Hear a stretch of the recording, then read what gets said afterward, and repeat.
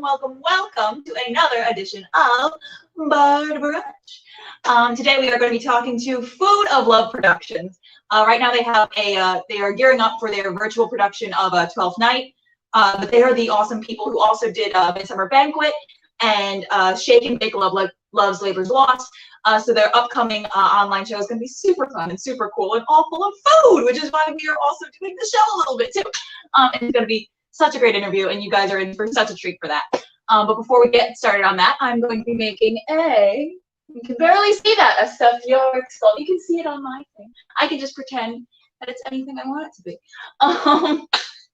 Yes, we're going to be making Stuffed Yorick Skulls. For those of you who watched my Halloween cooking show last Sunday, you have realized that my oven is finally fixed after 3 years of just being part of the counter.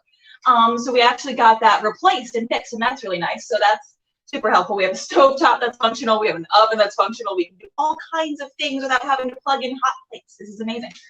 So what I've done already is buttered and put in some little, I just use the Pillsbury biscuit croissant things that I've rolled out into here right now. They look like this. They're so cute. It's going to be so cute when it comes out. And for the innards, we already have prepped some bacon pre-cooked, some sausage not cooked, and some potatoes seasoned but not cooked. I'm also going to throw some eggs in there. But right now, as we get this started, we are just gonna get the sausage in first, because I feel like that's gonna probably take the longest. Ooh, for the longest time. All right. That's a sizzling. That's a sizzling. My name is covering directly what's happening here, but it's sizzling. That's nice. Y'all don't know what's happening. It could be a whole mess and a half, actually. Let me see if I can move this camera down. Yes, there we go. You can see a little bit of it. At least if I like make it wildly open. I also could put it over here, but I don't want to. Do you have a favorite burner? I always have a favorite burner, and it is always this one. No matter where I am, no matter what I'm doing, my favorite stovetop burner is always the bottom left one.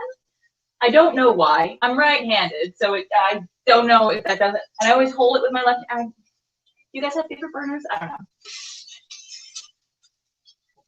Even when I go to other people's houses, I always use this. Even if I can do things like have multiple burners going at once, do I? Very rarely, because I have a favorite burner. All right. So while that's doing what it does best, and I'm only using one sausage to split between the two little cake thingies, because we have so much other stuff that we're going to be throwing in there, I didn't want to overload them. So next, I'm going to be tossing these little home fries in there as well. I season them with seasoning salt and pepper. I'm going to be adding a lot more of that once the whole mixture is complete. I'm going to be doing that. And while they're having a good little fry in there, I'm going to add some, I can't believe it's not butter, with a kniffy. That might be I found that said kniffy instead of knife. I feel like it was. Someone correct me if I'm wrong, though. So I'm fully willing to admit that I'm wrong when I'm wrong. The problem is I'm rarely ever wrong, so anyway, all right. You're having a sizzle. You're having a good little sizzle. You're having a good time. You're enjoying yourselves. I'm talking to the food, not to you. I don't know if you're enjoying yourselves. You can be. I hope you are. But I cannot decide that for you.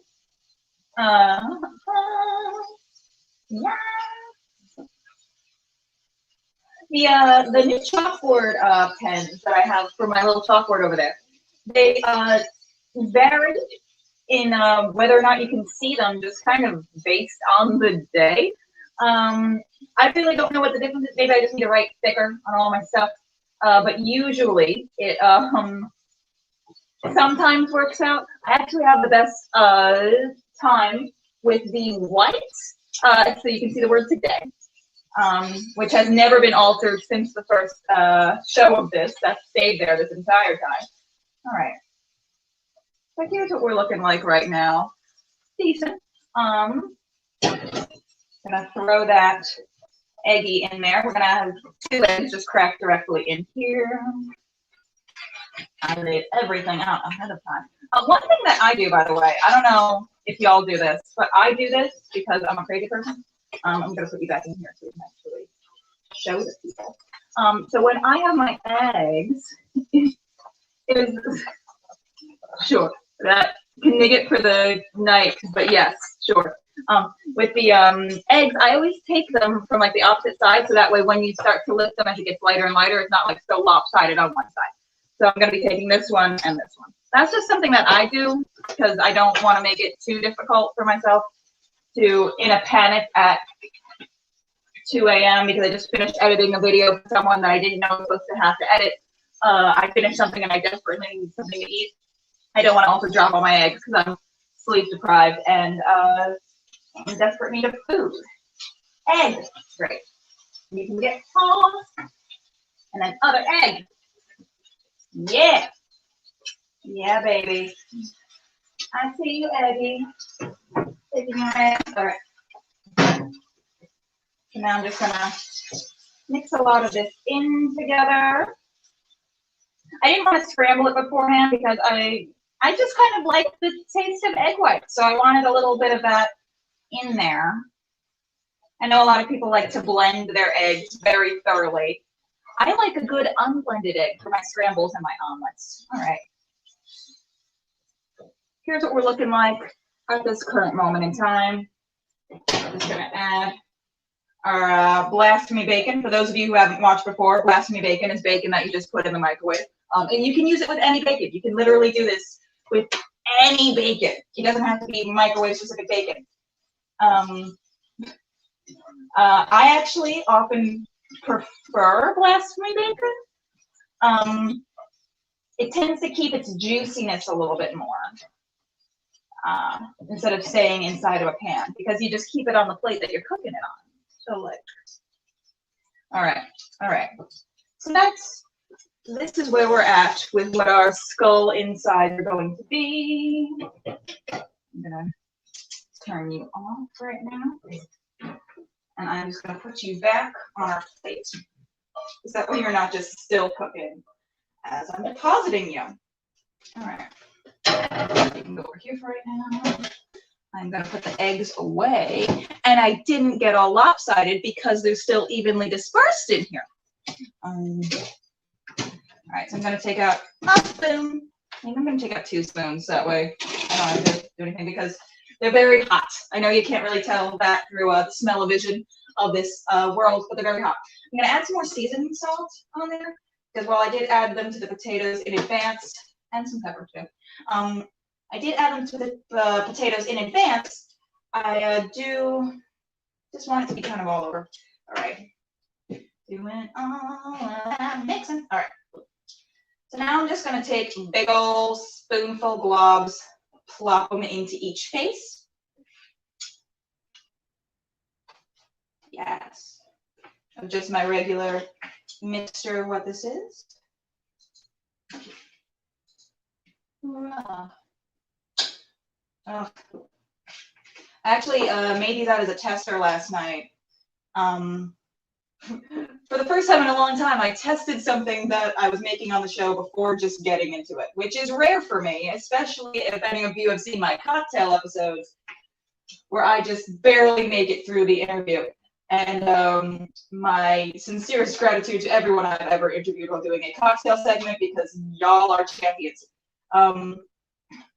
As I'm scaring our guest in the backstage area right now, I promise, no cocktail this time. And also, it's usually not that bad. I always feel like I'm crazy. I'll watch the replay later, and I'm like, okay, I wasn't that crazy. Okay. All right. So, what you do after they're filled, and I have a bit left that I'm just gonna eat on the side. You just fold them over. You fold them over. Fold them over. Fold them over. Fold them over. And then you put a little butter on there. I'm just going to use the back of the spoon that I just used for my mixture. And you know what? If I get a little bacon grease in my butter, I'm fine with that. That's the way butter should be.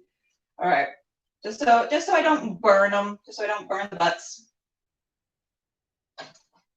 All right. So you can go in there. You can go in there. You can go back in y'all. Okay. All right. And the cheese that I didn't use because I decided to use potatoes instead can also go in there. This can go in here. Now, what you normally do is you put it in an oven, preheated at like 300 degrees, and you leave them there for a half hour. Do we have time for that today? Absolutely not. So, thanks to some movie magic, bum, bum, bum, bum, bum, bum, bum, bum, bum, bum, bum, bum, bum. Look at this. Oh my God, he's the cutest little thing you ever did see.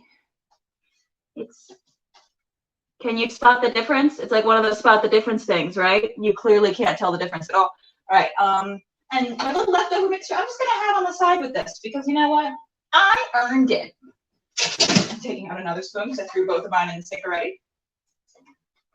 All right. So, and that's that. Put you upside down. Great. So here we go. Our little meal for today. Don't fall. Okay. All right. Awesome. So I'm going to go set up at my little table over there. But please, while I am setting up, enjoy this video that I have taken from the Food of Love Productions Facebook page. It's from one of their previous productions. We're all going to talk about like the inspiration of how they even started, all of their fun stuff, plus their newest project, 12th Night. Welcome to our table. Enjoy.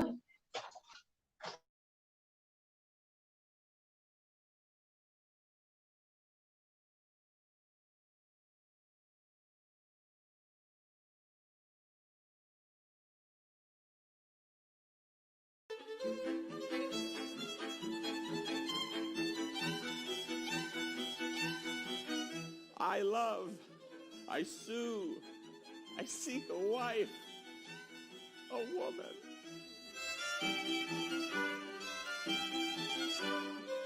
Shall we resolve to woo these girls of France?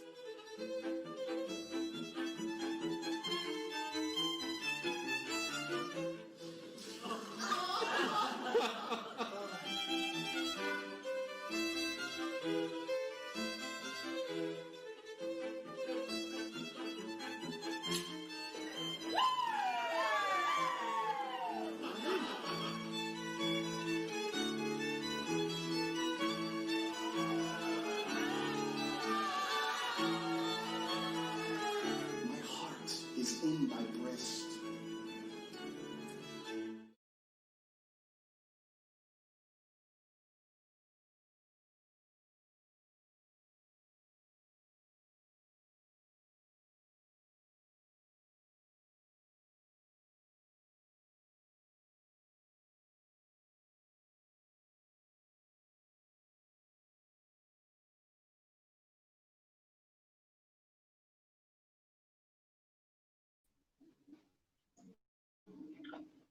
I am so happy I have someone on this show who is dedicated to Shakespeare and food as I am. Please, please, please welcome Food of Love Productions. Yay! Hi!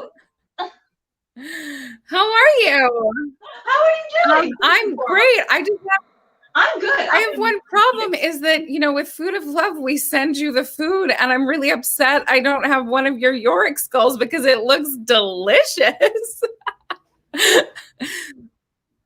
It's the cool thing. And the thing that you can do with this that I really love is you can rip his mouth open. That is absolutely fantastic. I'm definitely going to have to try to make one later. So well done, you. So yeah, please tell the viewers what your company is, what they do, all of that fun stuff. Yes, I was so delighted to see that video. I haven't seen it in a really long time, and it made me really excited for how Food of Love started. So we actually started in an apartment out of the joy of Shakespeare and food bringing together a community. We started with like audiences of 10 at a time, just kind of playing around with community, how food brings people together just to chat and have fun and be with people you love, and how if food can do that, how could we kind of tie that into art? And if, food is the original art form, what is one of the oldest art forms of theater, and that's Shakespeare, and they really naturally ended up merging together. And so we became Food of Love. If music be the food of love, play on, great theater must be consumed. And it just started really casually and fun, and grew from the apartment show to a really small black box show, to then the off-Broadway version that you saw of that version in the video, then to Midsummer. And now we are actually back in our living rooms because of the current situation, but broadcasting to you in your home. That's amazing. So please explain to me how you were able, because clearly you make the food there in the live show for the people watching. So it's a super fun, super immersive dinner theater type of experience, where it's not just like they bring you the food. It's like the characters are doing this as well. Yes. You were able to adapt that into a virtual setting. Yes, absolutely. So when we were on stage, it was, so with Midsummer, when Titania woos Bottom with apples and dewberries, she's wooing Bottom on stage with these things, but then the fairies are also bringing them to you at your table, like in these fairy-like ways. And so it's very much a part of the performance. Rachel Ray, when she saw it, she was like, so the food is actually a character, and she loved it.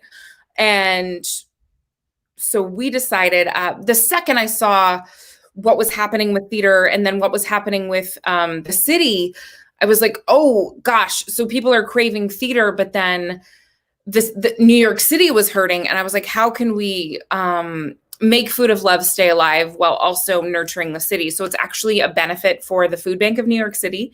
And so we're making our immersive gift box to you that is coming to your home. So with the purchase of your ticket, you're getting a little immersive parcel as a thank you, and a little follow along. So each scene has your follow along immersive box, and some are just some are trinkets that you'll see, like props that will pair along, and some are things that you eat. And you actually do have a baked good that you will bake along with one of the characters the whole way through the show. So you're not quite in your living room, you're actually in the kitchen with Mariah the whole way through the show. And we do, even though we can't send it to you, have 2 cocktail pairings that you can make along with the characters if you choose. Ooh, oh my God, this is giving me sort of like wholesome Rocky Horror vibes, kind of, where you have all the props and the stuff there. It is. It's very inclusive, and it should be a party, and you should be in the scene right along with us and having lots of fun. It's Twelfth Night is actually January 6th, when Twelfth Night actually begins, is the start of Mardi Gras season, so it should feel right along in that party vibe. That's spectacular. Now, please also tell me, why 12th Night?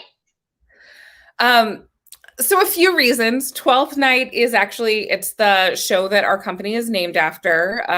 Food of Love is a quote from a 12th Night. And so it's something that felt really, relevant to our company, and relevant, like, what should we do in this time that we're all searching for theater? And it's one of the shows that is closest to my heart, but also something that's really, I always ask myself, why this show? Why now?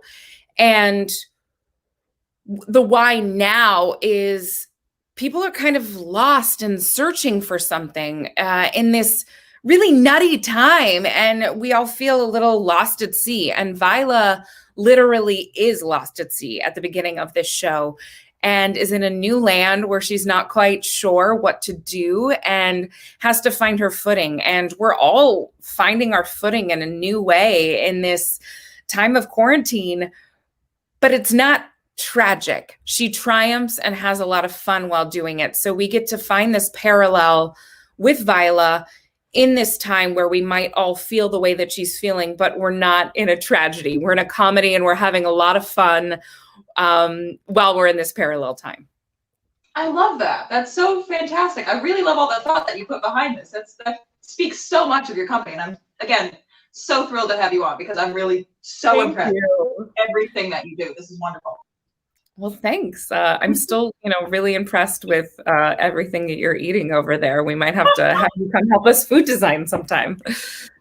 Listen, I am very excited to get a ticket for your show, because I love cooking and Shakespeare combined. So I'm definitely going to be watching and cooking along and making those cocktails a little bit Genny style though, because they're going to have a little extra alcohol in them. Of course.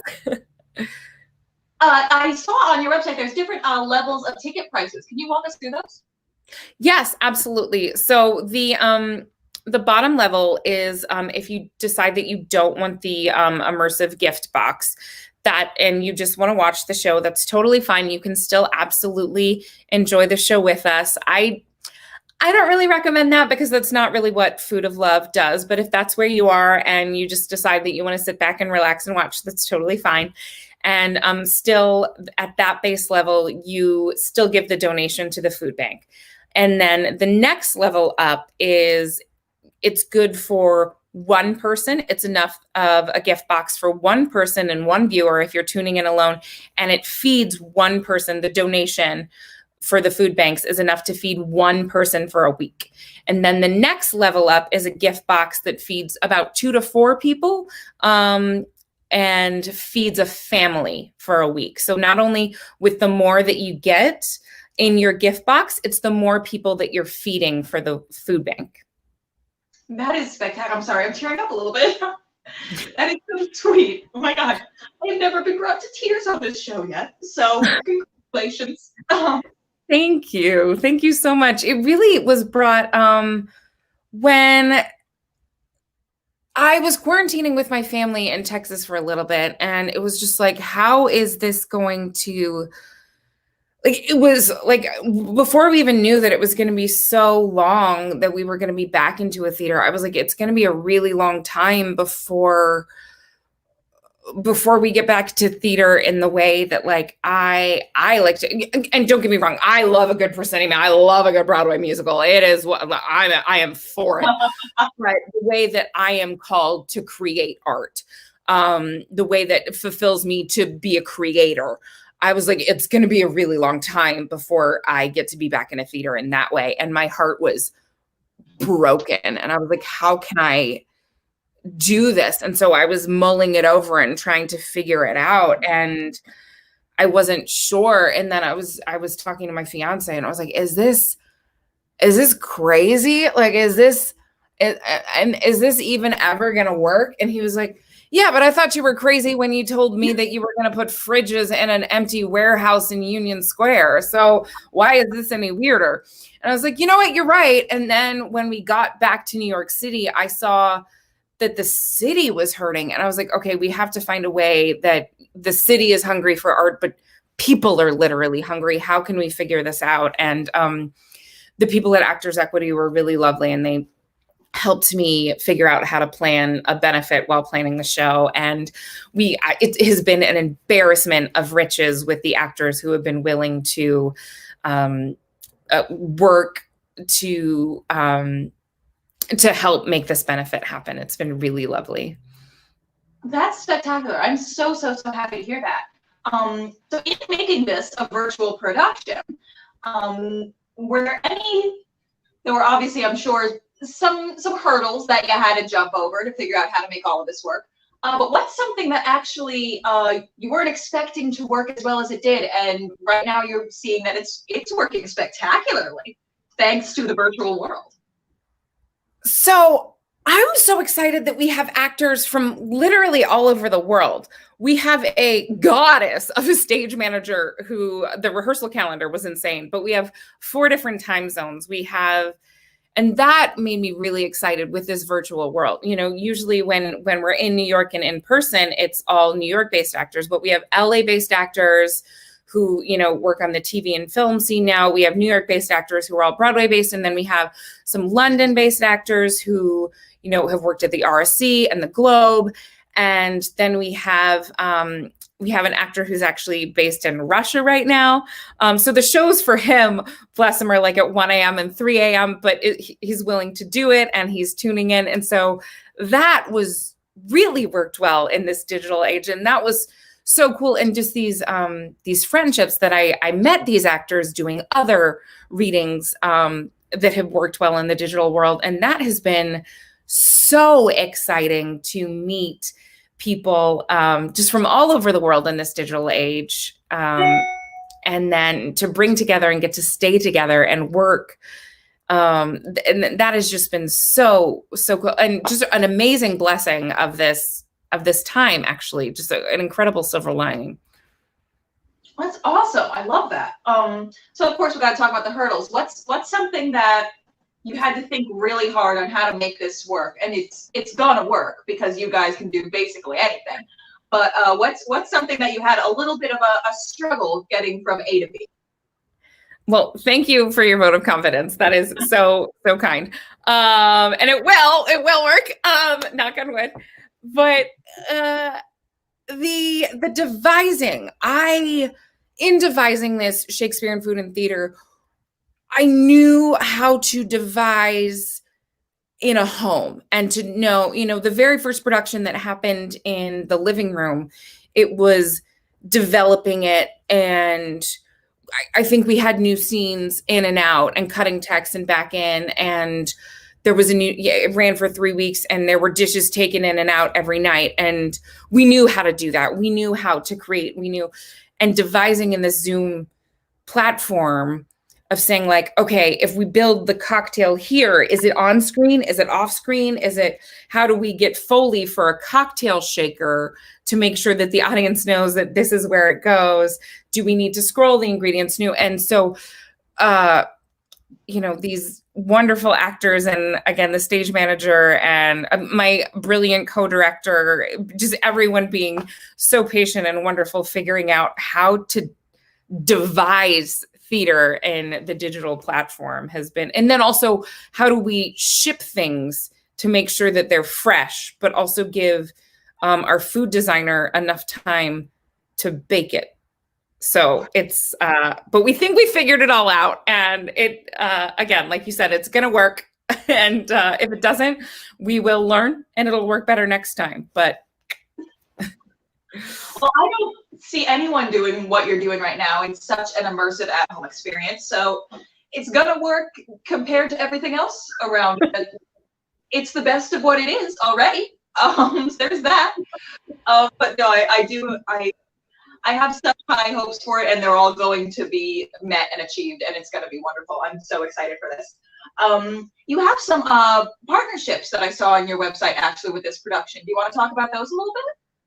Yes, fantastic. So with our last show, we paired with Third Rail Productions, and that just really opened up our eyes to the beauty of collaboration. And that was amazing. Like 2 heads are better than 1, and 3 heads are better than 2. And theater is such a collaborative art anyway.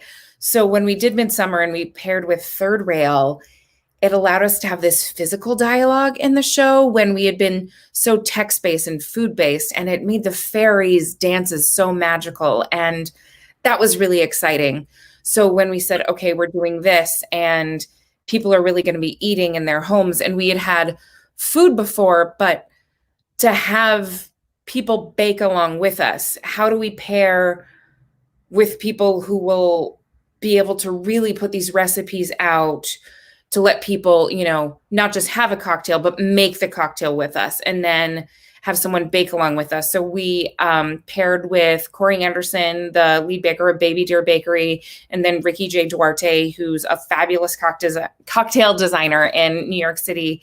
And they've put together these wonderful menus, and they should be really fantastic. And it's just been so exciting in every production meeting, these really innovative things of, I don't want to spoil too many things, but you're going to get like little tea bags of cocktail ingredients. And, you just have to add the liquor because we can't ship that to you. And, if you don't want to add liquor, you can put it in iced tea, and everything should just little treats everywhere of these amazing things that they have designed to make you fully immersed in the world, even though it's just on your screen. That's wonderful. I love that. I love this so much. Everything you're saying, I'm just like, I love that, but I do love that. I'm so glad. That's the goal. This is something I always ask all of my guests. It doesn't have to be related to this show. It doesn't have to be related to any Shakespeare shows in general, but we all have on-stage horror stories, and we all bond over those. There always are our party stories of like, yeah, one time I flew into a stage and broke both my shins. Happens.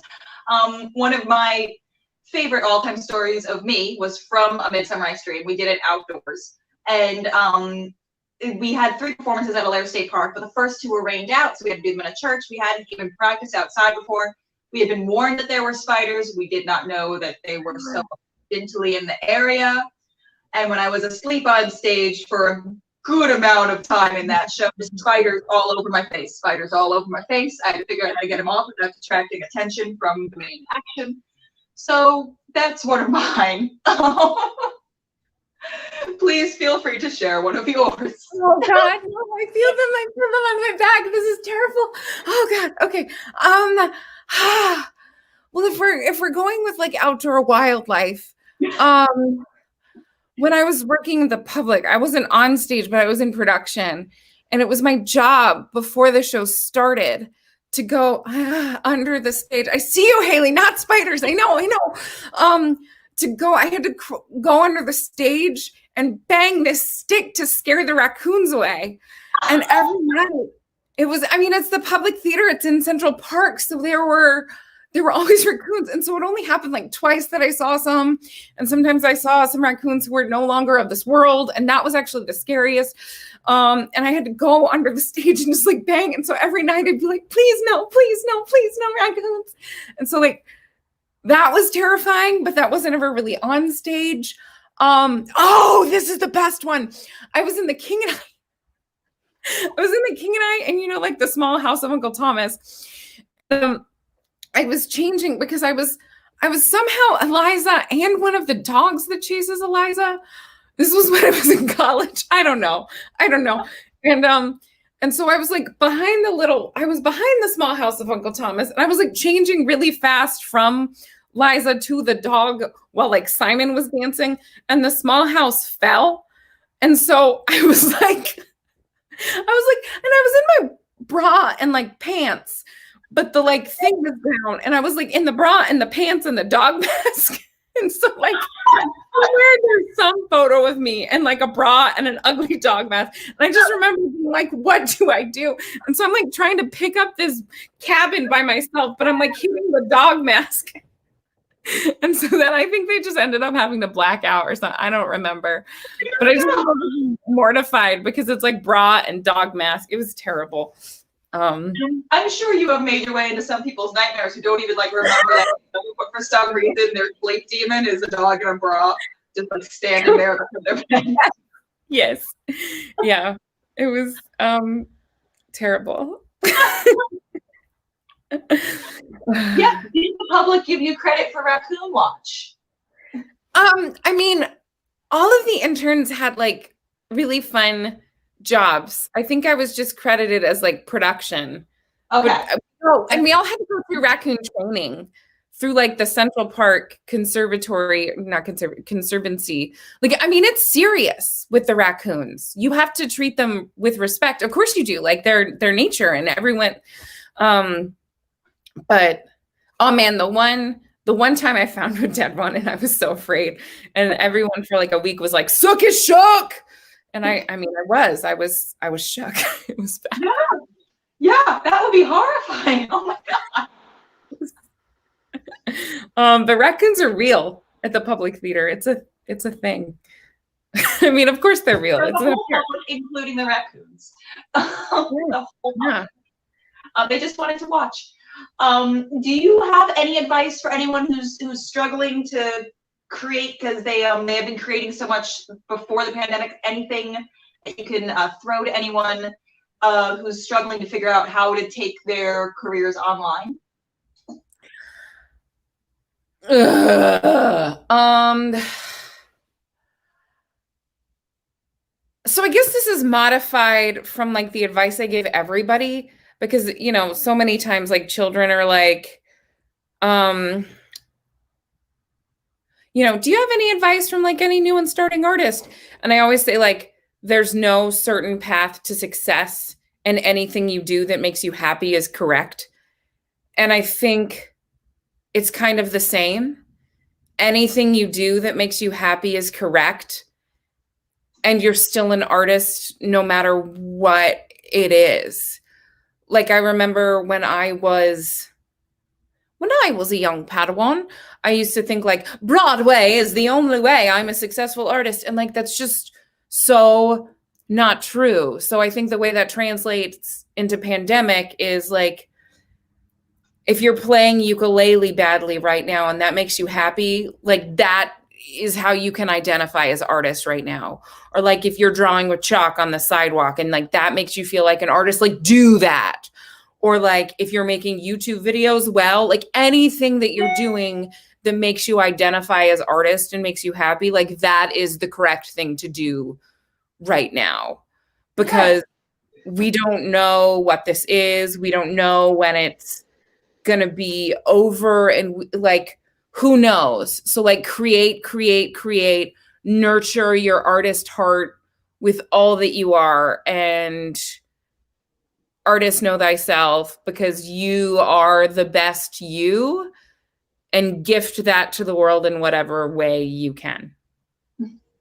That's spectacular. Really wonderful. Do you have any advice for anyone who's going to be buying a ticket for your show? Yes. Do it. Right. Get messy. Don't, maybe cover your laptop with saran wrap so you don't get food on it. But no, like there's no wrong way. Again, there's no wrong way to enjoy it. Like if you burn the cookies, you burn the cookies. If you don't feel like making one of the cocktails, don't make it. Like if you just want to watch it with a bottle of wine, do it. Do it with friends. Do it, like this whole thing was meant, like do it with friends on different laptops if you're social distancing, or like Food of Love was built to have people gather. And so whatever way, I guess this is it. Food of Love was built to have people gather. So in whatever way, yes, sour grapes, there are cookies. There are so many cookies. There's cookies.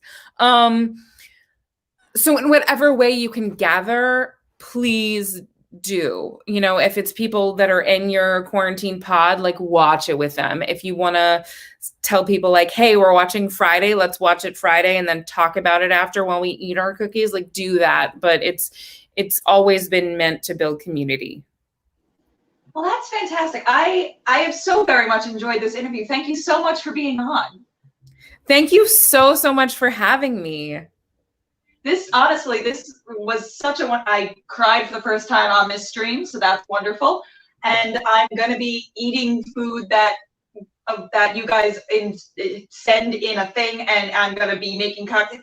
I'm so excited for this show, you guys. I'm like, I don't have like words even to fully even say how much I've been waiting for something like this to happen while I'm in quarantine, but like here we are, and here it's gonna happen. I'm gonna make some food while watching y'all make some food and do some Shakespeare. This is perfect. If you like it, you this should be said. If you like it so much, once you watch it, the stream will be up through the next Monday, so you have like all weekend to watch it. So even if you're not available on that Friday or Saturday, you can watch it the whole way through that Monday night. And if you watch it and you want to watch it again, you can just keep going and keep baking cookies. So you have all of that time.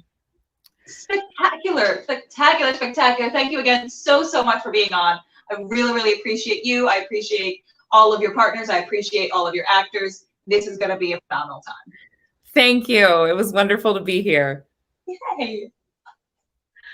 All right, everybody. So yes, that was Food of Love production. I can't, my brain is like a little fuzzy in how to explain to you how amped I am for this show. I mean, as people watching the show, you should understand that like I do the food and then the Shakespeare and the stuff, so y'all know. But like y'all should know I'm really amped on this show. Next week, we have Hive, a YouTube series coming on. They actually recently, they have another Genevieve on staff, and she wrote a whole Shakespeare episode for their web series. They're going to come on and talk about that. Also, unrelated to this show, this Tuesday, my mime company is going to be performing as part of the 2020 Estro Genius Festival. Tickets for that can be found on the frigid.nyc website. It's going to be live streamed out, so you don't have to go anywhere, but we are going to be performing on the stoop of the Crane Theater. We have masks that are coordinated to our wigs. It's a whole time. If you don't know what I mean by the wigs, look up Silent But Deadly, a mime experience, and you will see the colors. But again, thank you so much to Food of Love Productions. And to close out the show, if I can turn my phone on, because it is a 7-year-old BlackBerry, I'm going to close out the show with a little monologue while the credits roll. Oh my God, I'm finally in the right place. It only took me how many months of doing this show, and I'm vaguely in the right place. Also, I need to do the sorority squat. All right. Fortune forbid my outside have not charmed her. She made good view of me, indeed. It's so much that sure me thought her eye had lost her tongue, for she did speak in starts distractedly. Oh, she loves me. Sure, the cunning of her passion invites me in this churlish messenger. None of my lord's ring. Why, he sent her none. I am the man. If it be so, as 'tis, poor lady, she were better to love a dream. Disguise, I see thou art wickedness. How easy is it for the proper false in women's waxen hearts to set their forms? Oh, alas, our frailty is the cause, not we. For such as we are made of, such will be. My master loves her dearly, and I, poor monster, fond as much on him, and she, mistaken, seems to dote on me. Oh God, what will become of this? As I am a man, my state is desperate for my master's love. As I am a woman, oh, alas the day. Oh, time, thou must untangle this, not I. It's too hard a knot for me to untie.